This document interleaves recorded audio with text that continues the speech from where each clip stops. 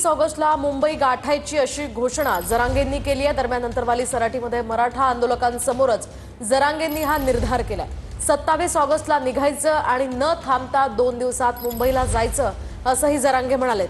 मराठा आरक्षण आंदोलनाची दिशा ठरवण्यासाठी आज अंतरवाली सराटीमध्ये एक बैठक बोलवण्यात आली होती आणि या बैठकीला मोठ्या संख्येने मराठा आंदोलक जमले होते।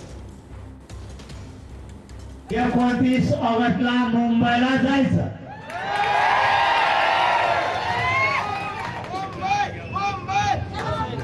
इथून 27 ऑगस्टला सकाळी 10 वाजता अंतरवाली सोडायची।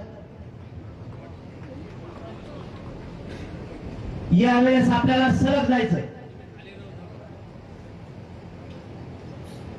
कुठेही न थांबता। आपल्याला कसल्या परिस्थितीत 28 ऑगस्टला म्हणजे 2 दिवसात आणि 2 रात्रीत मुंबईला पोहोचायचं।